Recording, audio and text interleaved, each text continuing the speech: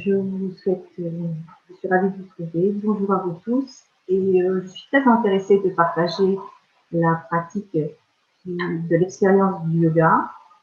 Et je remercie pour moi d'avoir mis en place ce moment. Je vais vous faire part des observations que j'ai pu faire par rapport aux bénéfices de la pratique du yoga pour la voix, pour la qualité de la voix. Et je vous accompagnerai ensuite vers un court moment de pratique. Et si vous voulez, on va le pratiquer assis sur une chaise. Donc, vous pouvez prendre le temps de vous installer. Et si vous n'êtes pas sur une chaise, soyez à l'aise, vous adapterez comme c'est possible pour vous. J'ai suivi ma formation dans le cadre de la Fédération française de Hatha Yoga et du Centre culturel de relations franco-indiennes. En grande partie sous la direction de Sri Mahesh, qui est né en Inde, avec une éducation qui est pétrie dans l'usage traditionnel. Il a créé en France une école de yoga dans laquelle est venue s'inscrire Madame Neveu. Madame Neveu est l'auteur du livre Yoga et enfants et il lui a confié la partie de la formation réservée aux enfants. C'est cette option du yoga des enfants qui a motivé mon intention de me former au professeur du yoga. Depuis 1992, je suis régulièrement cette formation et depuis 2008, j'accompagne la formation du yoga à l'école pour les professeurs des écoles, des collèges, des lycées, des universités. Et aujourd'hui, j'ai l'exemple de nombreux enseignants qui utilisent les pratiques tirées du yoga dans leur classe. Les difficultés que l'on rencontre souvent dans une classe, et c'est là que les équipes de la NGN ont vu que le yoga aide à la qualité de la voix, c'est qu'on a besoin d'une voix qui porte pour se faire entendre et pour éviter aussi les douleurs qui seraient liées à l'usage de la voix un peu trop forte. Et c'est tout à fait légitime quand on est face à une classe d'avoir l'intention d'être entendu et écouté. Il faut trouver le moyen d'attirer l'attention des auditeurs avec une voix claire. Et c'est pour ça que je vais vous proposer, à l'aide de quelques techniques de yoga, comment on peut éviter de se mettre en danger avec sa voix qui fait vivre face à une classe qui pourrait être prudente. On va commencer, si vous voulez bien, on va participer tous ensemble et on va commencer avec un exercice qu'on appelle l'oiseau qui chante. Alors cet exercice, vous allez le faire simplement en prononçant le son A sur le fait de baisser les bras. Alors pour ça, on va lever les bras, essayer de voir comment vous pouvez lever les bras. Si vous pouvez écarter bien les bras, vous écartez les bras. Si vous pouvez que les plier, garder les mains sur les épaules. Vous allez tout doucement imaginer que comme un oiseau, vous ouvrez vos ailes, vous ouvrez vos bras. Et dans le fait de descendre les bras, vous allez en même temps prononcer le son A.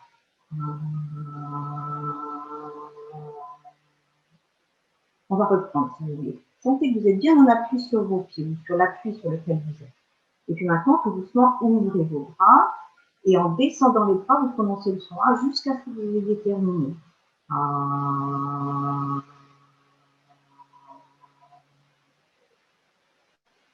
On va reprendre encore une fois. Ouvrez vos bras, écartez vos bras.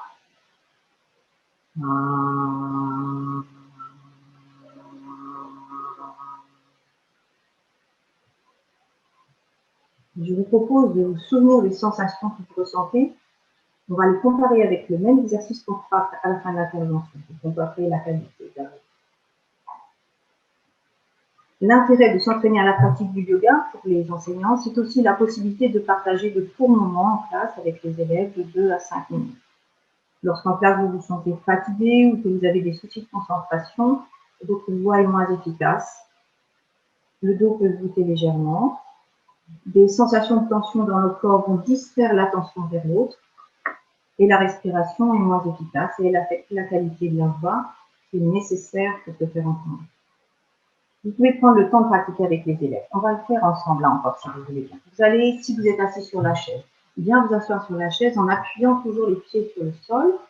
Si vous n'êtes pas assis sur une chaise, trouvez un appui là où vous êtes.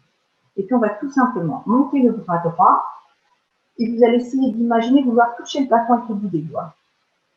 Appuyez bien vos pieds au sol si vous êtes assis, montez la main un petit peu plus haut. Puis relâchez doucement le bras. Et laissez faire la respiration. Laissez soupirer si ça soupire. À présent, toujours en appuyant dans les pieds, montez le bras gauche. Appuyez bien dans vos pieds toujours si vous êtes assis. Essayez d'approcher un peu plus du plafond. Puis relâchez doucement. La lenteur du geste que nous allons pratiquer va permettre de déconditionner le corps dans ses habitudes. On va juste être dans un geste lent et on va laisser doucement venir l'étirement. On va faire avec les deux bras, si vous voulez bien. Maintenant, toujours en appui sur vos deux pieds, vous allez monter vos deux bras. Une fois les bras sont bien montés, vous allez le faire sans moi, je vais vous expliquer, vous allez écarter vos doigts de main. Vos pouces en contact, les bras bien détendus. Écartez les doigts de main maximum en appuyant vos pieds sur le sol. Sentez s'étirer les doigts de main. En étirant les doigts de main, on participe à l'étirement de l'ensemble du corps entier. Puis maintenant, si vous voulez, mettez les deux mains en appui contre le paume de main contre le paume de main. Ça va permettre de maintenir l'équilibre du corps. Et puis relâchez doucement vos mains, relâchez vos bras et toujours laissez faire la respiration. Essayez de ressentir s'il y a une petite modification déjà dans la position de votre corps. La pratique du yoga, elle va participer à l'équilibre du corps. Elle va maintenir cet équilibre et le redressement naturel du corps, avec la libération de certaines tensions, va permettre de retrouver une certaine élasticité dans le corps qui va être à ce moment-là une possibilité de caisse de résonance qui va pouvoir donner la clarté de la voix. Et avec le port du masque, il est d'autant plus important d'avoir une voix qui porte. Un grand nombre de personnes pensent que le yoga consiste à se contorsionner dans tous les sens, et c'est en partie vrai. Et si vous parcourez les commentaires sur le yoga, sur la pratique du yoga, vous verrez qu'il y a beaucoup de retours de sentiments de bien-être. Et c'est aussi une partie vraie. En fait, toute une partie de la pratique du yoga se situe au niveau du quotidien. Les deux premières étapes du yoga sont les applications de règles de vie adaptées à notre environnement et qui assurent l'intégrité de notre personnalité. Peut-être savez-vous que l'origine du yoga remonte à plus de 5000 ans et que c'est le support de toute une philosophie. Alors avec tout ça, on est face à un écran aujourd'hui, je m'adresse à vous sans vous voir et j'aimerais vous parler de cette expérience que nous faisons à distance. Je sais que c'est intéressant d'utiliser les outils Internet, surtout aujourd'hui. Et quand c'est pour faire ce qu'on appelle du yoga, j'aimerais vous préciser à ce sujet mon point de vue. Et si vous me permettez, je vais vous faire une petite comparaison. Imaginez par exemple que vous avez envie de faire une pizza.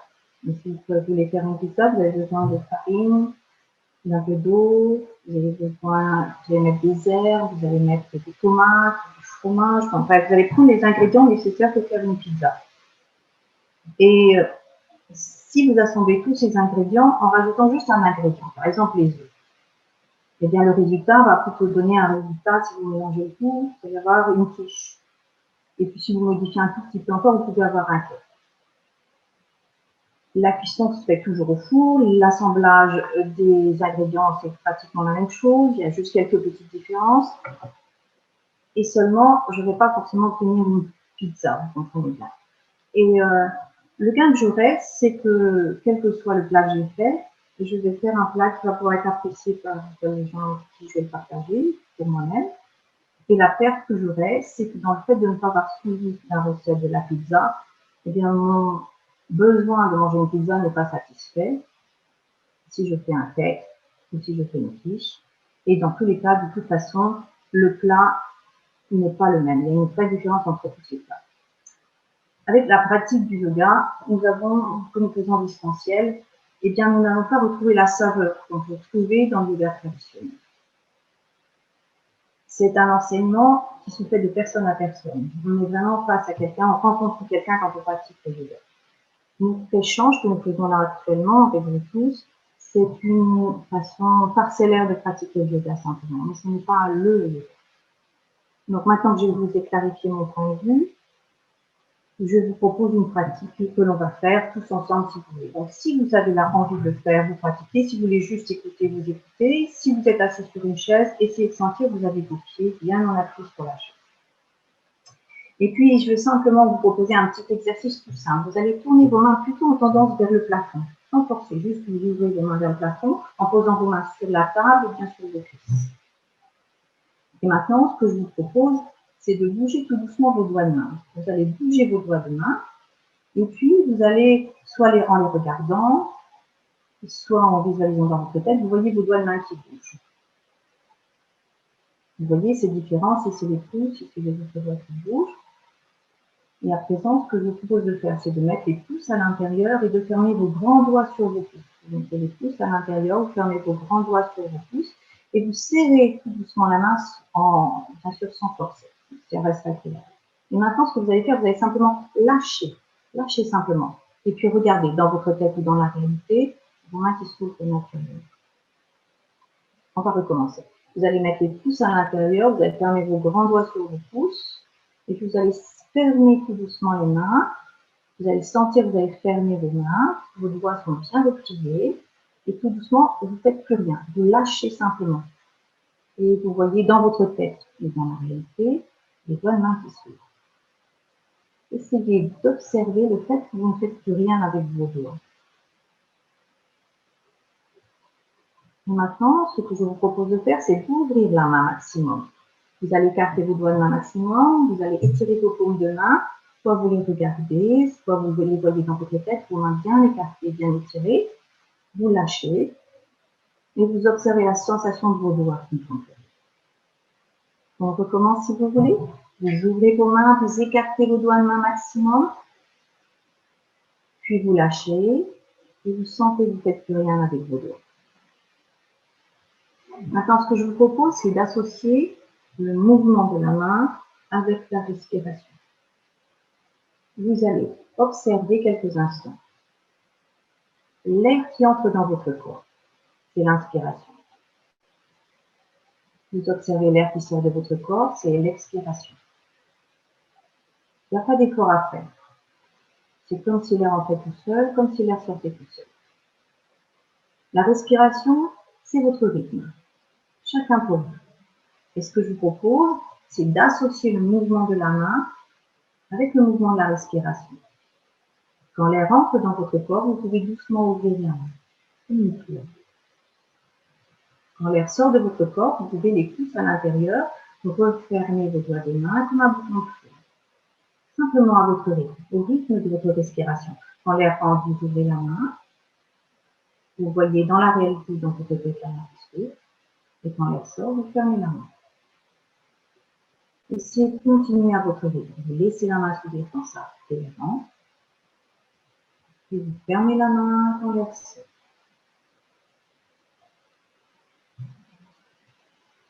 Et maintenant, ce que je vous propose, c'est de ne plus rien faire avec vos doigts. Gardez la sensation des mains complètement relâchées. Vous ne faites rien avec vos doigts, mais vous continuez de suivre le souffle. L'air quand il entre, l'air quand il sort.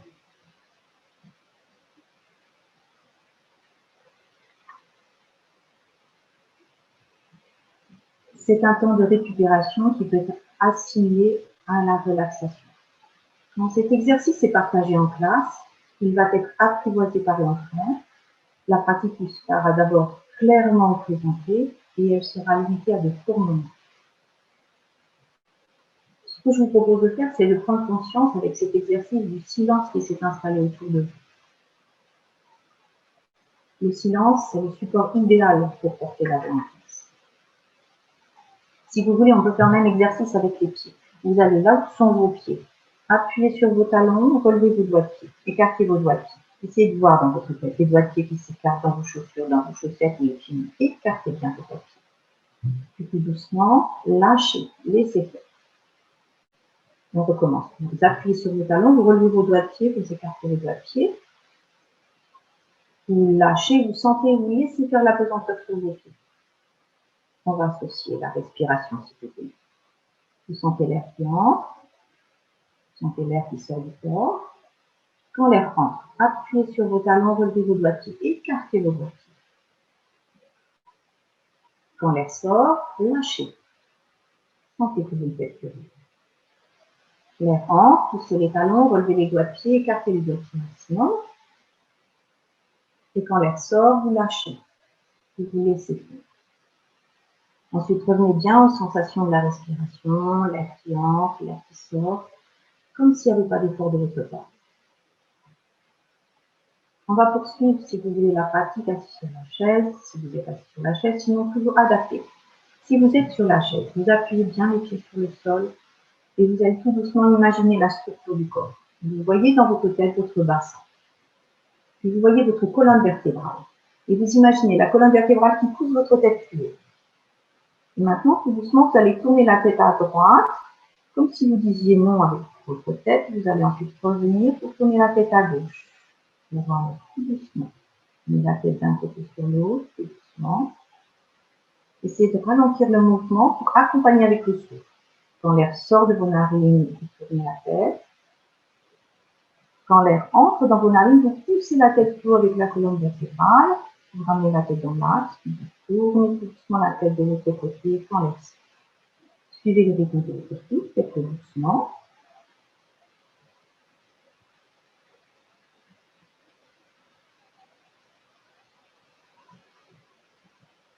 Puis ramenez bien la tête dans son axe en poussant toujours la tête avec la colonne vertébrale. Appuyez vos pieds sur le sol si vous voulez passer sur la chaise.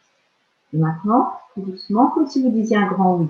Levez doucement la tête, laissez tomber un petit peu la tête en arrière. Puis doucement, baissez la tête, amenez le menton vers le sternum, comme si vous faisiez des grands oui. Vous associez la respiration. Quand ça inspire, vous relevez la tête. Quand ça expire, vous baissez la tête. Continuez tout doucement. Vous observez que vous ne faites que rien. Laissez respirer profondément. Si vous voulez bien maintenant. Vous allez croiser vos doigts de main, placer votre main derrière votre tête. Bien relâcher vos épaules. Vous allez pousser vos coudes en arrière, pousser la tête plus, toujours en appuyant les pieds dans le sol, les coudes poussés en arrière, la tête poussée dans les mains, penchez-vous un tout petit peu en avant, tout petit peu. Puis revenez, les coudes poussés en arrière, relâchez vos bras, relâchez vos épaules et respirez profondément. À présent, si vous voulez, vous allez placer vos mains en arrière. Si vous êtes sur une chaise, vous attrapez le montant de la chaise en arrière. Et puis tout doucement, vous descendez la tête. Si vous voulez poser la tête sur la table, vous devez arrondir la nuque. Et puis toujours en appuyant depuis les pieds, vous allez imaginer dérouler le bas du dos, repousser tout doucement votre tête plus haut avec votre colonne vertébrale.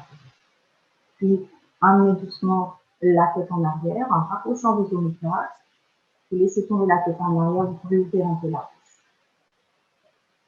Puis vous repoussez la tête plus haut et puis vous laissez respirer. À présent, si vous voulez simplement attraper la chaise à droite avec votre main droite, posez votre main gauche sur votre cuisse droite. Appuyez bien vos deux pieds sur le sol, sortez la tête en poussant la tête avec la colonne vertébrale, puis tout doucement vous allez tourner votre buste vers la droite, emmenez l'épaule droite en arrière et regardez derrière vous. Revenez doucement, relâchez vos bras, relâchez vos épaules. On pratique de l'autre côté. La main gauche en arrière, la main droite sur la cuisse gauche. Vous appuyez vos pieds sur le sol. Et vous allez tout doucement vous tourner à votre gauche. Emmenez l'épaule gauche en arrière, tournez la tête, regardez derrière vous. Revenez doucement. Relâchez, toujours laissez faire la respiration. Laissez soupirer, c'est ça. Encore un mouvement si vous voulez bien. Vous allez placer les deux mains l'une contre l'autre, c'est pour l'équilibre des deux bras. Vous pouvez faire la même chose avec les deux bras. Vous avez forcément un bras plus fort, vous allez aider du bras le plus fort. Appuyez sur vos mains, appuyez les pieds au sol et montez tout doucement vos mains. Aussi haut que vous pouvez pour vous. Continuez tout seul. Maintenant, ouvrez vos mains comme on a vu tout à l'heure en écartant les doigts de main. On aide le tirement du corps entier. Poussez vos doigts de main, écartez les doigts de main comme si vous cherchiez à toucher le plafond en appuyant toujours vos pieds dans le sol. Pour l'équilibre des bras, ramenez vos mains jointes si vous voulez. Descendez vos mains, relâchez vos bras, relâchez vos épaules, laissez respirer. Laissez faire la respiration. Toujours bien installé sur le sol, avec vos pieds en appui sur le sol. Vous pouvez, si vous voulez, tourner un peu vos mains vers le bas. Puis sentir qu'avec vos doigts de main, à présent, vous ne faites rien du tout. Sentir l'effet de la pesanteur sur vos pieds. Sentir que votre tête est poussée avec la colonne vertébrale, mais la tête est immobile, stable au sommet. Et là, vous prenez le temps de sentir le corps tout entier au repos. Et vous pouvez ramener tout doucement votre attention vers la respiration. Observez l'air quand il entre dans le corps. L'air quand il sort du corps. quelques instants. Essayez de rester concentré sur le trajet du souffle. Sentez le frôlement de l'air qui entre, le frôlement de l'air qui sort.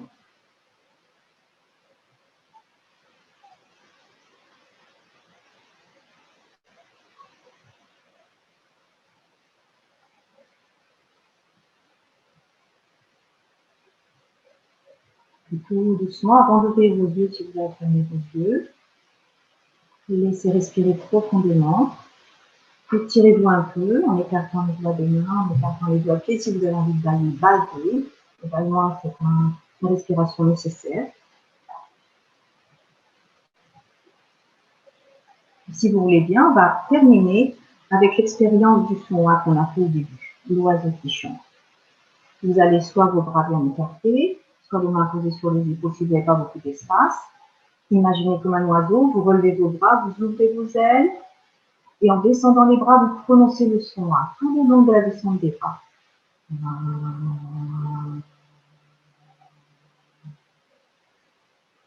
Lâchez bien. Laissez ouvrir les bras. En même écarté, on recommence.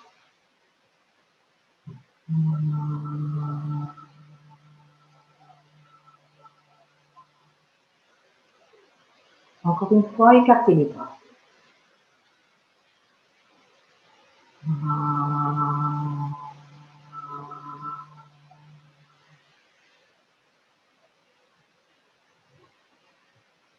Vous pouvez comparer, si vous en souvenez, l'expérience du début avec cette expérience de maintenant sur la carte que vous.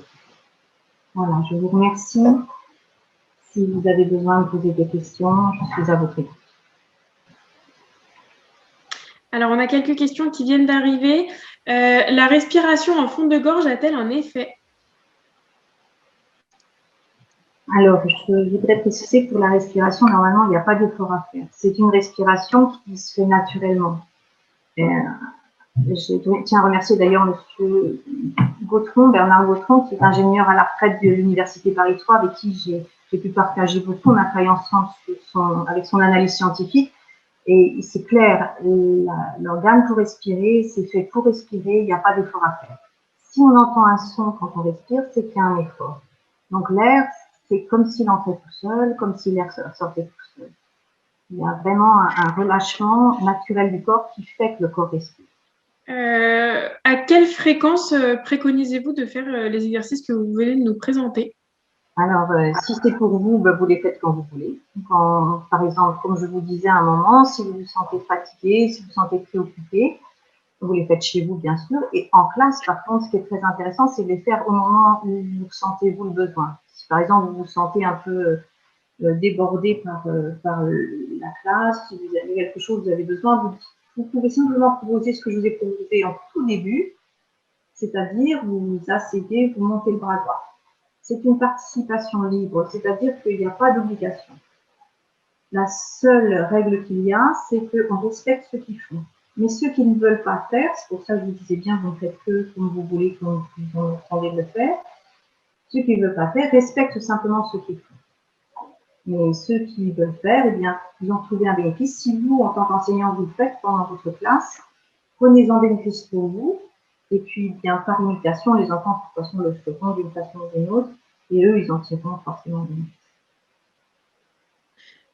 Alors, une question peut-être, si vous pouviez conseiller un livre pour aller un petit peu plus loin sur le yoga ou certains exercices peut-être? Alors, pour le yoga des enfants, il y a 2 livres que j'apprécie particulièrement. C'est celui de Micheline Flack et Jacques de Coulomb, des enfants qui réussissent à l'école. Le livre de Brigitte Neveu, bien sûr, avec qui j'ai travaillé toutes ces années, c'est Yoga et enfants de Brigitte Neveu. Et sur le yoga, le livre le plus recommandable, je dirais, de mon point de vue, c'est celui de Sri Mahesh, Yoga et symbolisme, et toute la collection, bien sûr, qui est éditée qui est écrite par Sri Mahesh. Et voilà, c'est vraiment les livres que je trouve les plus adaptés à ce qui me correspond. Une autre question, y a-t-il d'autres façons d'associer voix et posture de yoga? Une autre façon d'associer voix et posture de yoga. C'est-à-dire, pour pratiquer du son en faisant la posture, peut-être. C'est là la question.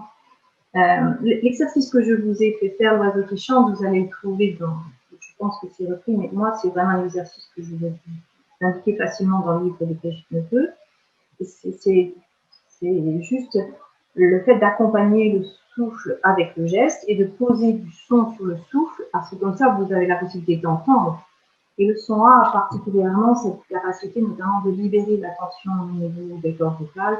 Donc quand vous faites ce son A, vous êtes vraiment dans une possibilité d'ouverture des gorges.